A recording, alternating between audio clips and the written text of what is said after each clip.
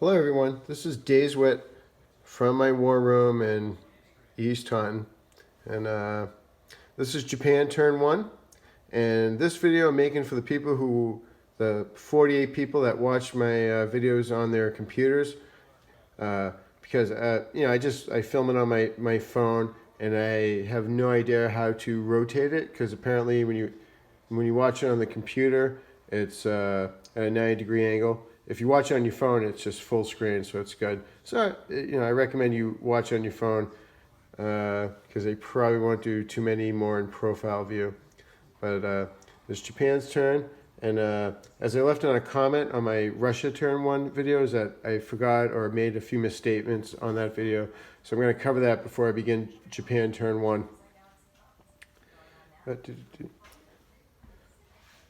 So on Russia's Turn 1, they acted like maniacs and actually spent $11 to attempt a revolution in Turkey, and they were successful. And so all these refugee camps, which are represented by these number 10 nuts, popped up in every adjacent territory. And one of those territories was the Caucasus, which is worth 2 IPCs regularly.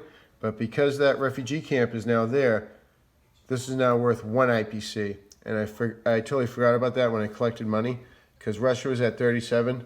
They weren't at war, so they didn't get any national objectives, and they're not at war, so they didn't take any territories. But so I moved Russia, from 37 to 36, and that's where they are at the end of this. Because as I explained in the last video, that refugee is going to be taken back to Moscow in one term probably, because that will actually be worth it. And even if Germany attacks after, you're only going to be using 2 units that that won't be taking place in defense, and probably be another turn before they counterattack. And I removed $1 from Russia's stack of money. All right, so, oh wait, sorry. What else did I forget? Oh yeah, but the units I bought last turn for Russia were a strategic bomber, a tank, and I think 2 guys. And so I dropped the bomber in Moscow because I wanted to be able to reach both Leningrad and Stalingrad and pretty much take part in any counterattack on the way to Moscow and be able to retreat back and save it. And the 2 guys in the tank I put in Ukraine because Germany's building up there. So they're ready to defend and hopefully launch a brutal counterattack. And watching the video, I realized I completely misspoke about the pro-Axis Iraq with the refugee camp there. That's now only worth 1 IPC. And I think I mentioned that if the FEC were to land there to try to take it and also subdue that refugee camp to prevent a failed state. I think I said only 1 troop would launch. No, the full standing army launches. So 3 guys would immediately become Germany or Italy and fight. And so now we're back to Japan 1. Let's see. Japan started at $26, and I spent 25 of it. And first thing I bought was a miner factory, and that's going to go in Asia because I want to. I started off with 3 transports, and I can that's going to be helpful to shuck from Japan, but I want to get a factory on the mainland immediately so I can start launching tanks. And so I also bought another transport, so to have ease of moving troops among the islands, or getting as many land units as I can to mainland Asia from the islands. And I bought a tank, and because I want tanks to conquer Asia as quickly as possible. And that left me with $1. And and obviously Japan didn't attempt a revolution. And playing the house rule where you get each country gets 1 free tech roll on the first turn.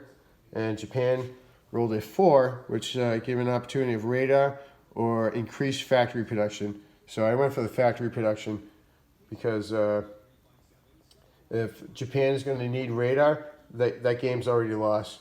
The increased factory production, especially since right in the first turn I bought a factory, that's going to help me out. So instead of 3 units on mainland Asia per turn, I'm getting 4. That's going to be probably crucial in the long run.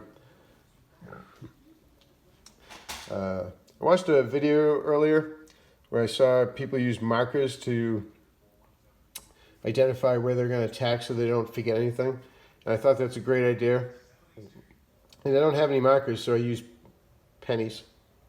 I thought dimes would actually pop more, but I have way more pennies than dimes, so pennies is what it is.